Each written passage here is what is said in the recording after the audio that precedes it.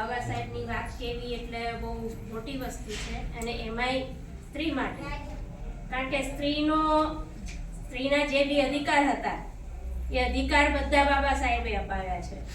એની પહેલા જે શું હતું એ આપણે એના પરિસ્થિતિ બધા વાકેફ છે, કોઈને એવી નથી ખબર કે શું હતું કે શું નથી, બધાને ખબર છે.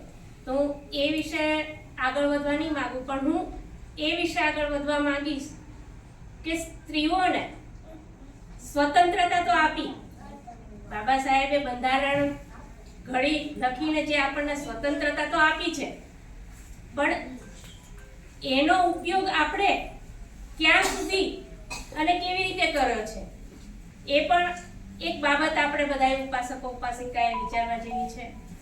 કારણ જ્યારે બાબા સાહેબે આપણને ધમ્મ આપ્યો, આપણે ધમ્મ બી સ્વીકાર્યો, ધમ્મ સ્વીકાર્યો, પણ પછી ધમ્મ સ્વીકાર્યો પછી એના પ્રચાર પ્રસાર અર્થે સ્ત્રીઓનો ફાળો કેટલો છે?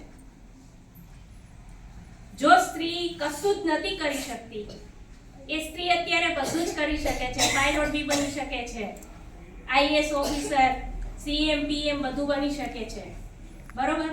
તો એ સ્ત્રીએ જે બાબા સાહેબે કહેલી વસ્તુ છે એને એક સાઈડ ઇગ્નોર કેમ કર્યો છે, મને એ નથી સમજણ પડતી.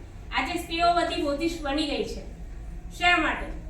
સ્વતંત્રતા માટે, ફક્ત સ્વતંત્રતા માટે કે પોતે જે પહેરવું હોય એ પહેરી શકે, ઓઢી શકે, એના ઘૂંઘટમાંથી છુટકારો મળી ગયો. તો આ બાબતે હું તો એવું કહું છું કે જે નથી આવતા, દર રવિવારે વિહારે નથી આવતા, સાહેબ તો એવું કહે છે કે અઠવાડિયામાં એક રવિવાર આપણે વિહાર આવીએ છીએ, તો દર અઠવાડિયે એક વિહારમાં લેડીઝ તો હોવી જ જોઈએ, હસબન્ડ વાઈફ બંને હોવા જોઈએ. બાળકો અત્યારે પરીક્ષાને એવું હોય, ભણતા હોય તો કદાચ ના આવી શકતા હોય તો કંઈ વાંધો નહીં, પણ પતિ પત્ની તો હોવા જોઈએ. પ્લસ એમની એક, હું દર રવિવાર નથી કહેતી, હું તો મહિનામાં 4 રવિવાર આવે છે, ઘણીવાર 5 રવિવાર બી આવે છે. તો 5 રવિવારમાંથી અથવા 4 રવિવારમાંથી તમને એક રવિવાર ટાઈમ નથી મળતો વિહાર આવવાનો. જે બૌદ્ધિસ્ટ બનેલા છે એ સ્ત્રીઓની વાત છે, બીજા કોઈની વાત નથી. જેણે બૌદ્ધ ધર્મ અપનાવેલો છે તો એ લોકોએ તો જાણવું જોઈએ. તો મને એવું લાગે છે કે તમે બૌદ્ધ ધર્મ અપનાવ્યો છે પણ બાબા સાહેબને વાંચ્યા નથી અને બાબા સાહેબને જાણ્યા નથી. બસ બાબા સાહેબે ખાલી એક કાયદો ઘડ્યો કે લેડીઝ આજથી સ્વતંત્ર, એટલે લેડીઝ સ્વતંત્ર થઈ ગઈ. ઘરે એના હસબન્ડને કે મા બાપને કે જે કઈ ભાઈ હું જાઉં છું, પૂરું, હું સ્વતંત્ર છું ને બૌદ્ધ ધર્મ સ્વીકારેલો છે. કોઈ શું કહેશે, કોઈ આમ કહેશે, હું આવું કરીશ, હું આવા વસ્ત્રો પહેરીશ તો કોઈ મને બોલશે, હું આવું વર્તન કરીશ તો કોઈ મને બોલશે. કોઈ આપણા ઘર ચલાવે છે, આપણે આપણું ઘર આપણે જાતે જ ચલાવવાનું છે. અને તમને જ્યારે બાબા સાહેબે સ્વતંત્રતા આપી છે તો તમે એનો સદુપયોગ કરી, તમે એના બાબા સાહેબે ખાલી ધમ્મ અપનાવી લો છો, પછી ધમ્મમાં ઘરમાં બેસી નથી રહેવાનું, એનો પ્રચાર પ્રસાર અર્થે તમારે હેતુ બહાર નીકળવાનું છે.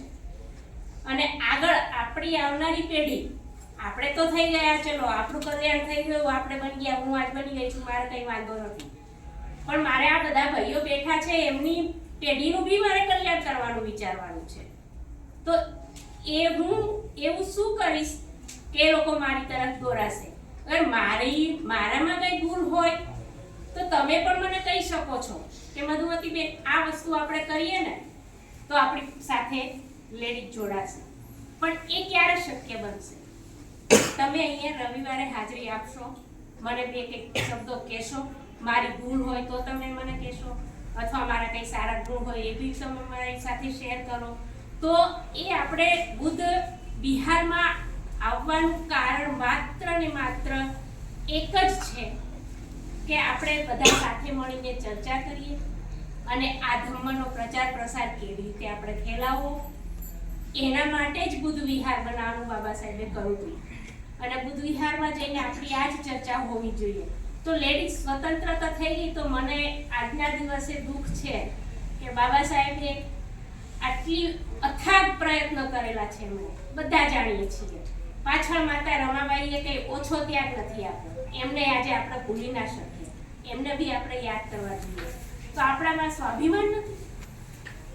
આપણે માતા રમાય જેટલું તો નથી કરી શકવાના, પણ આપણામાં એટલું તો સ્વાભિમાન અત્યારે જીવવું હોવું જોઈએ ને, કે માતાએ જ્યારે આટલી બધો ત્યાગ આપીને બાબા સાહેબને મદદ કરીને આ બધાએ આપણા બધાયનું કલ્યાણ કર્યું છે, આપણી આવતી પેઢીનું કલ્યાણ કર્યું છે. વર્ષોની વર્ષ, એક નહીં, વર્ષોની પેઢી આપણી કલ્યાણ કરી નાખી બાબા સાહેબની. તો આપણે એટલી તો આપણો પ્રયત્ન હોવો જોઈએ કે આપણે દર રવિવારે ભેગા થઈએ અને આના વિશે ચર્ચા કરીએ. કઈ એવા મોટા પ્રોગ્રામો આપણે લેડીઝ કરીએ, એવું જરૂરી નથી કે જેન્ટ્સ બી આવી શકે. આપણે આપણી રીતે બી કરી શકીએ. વિહારમાં આપણે બાળકો સાથે, આપણે મહિલાઓ કરીએ.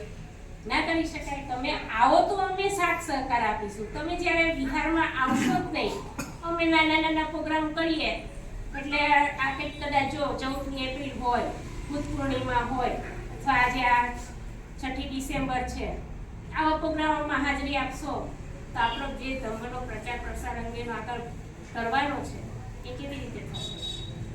એ શક્ય જ નથી. તમારા સાથ સહયોગ વગર શક્ય જ નથી. એટલે મારી આજના દિવસે બાબા સાહેબની આટલી મારી વ્યથા હતી એ મેં તમને મારા સમજીને તમારી સામે ઠાલવી છે. મારાથી વધારે બોલાઈ ગયું હોય તો માફ કરજો.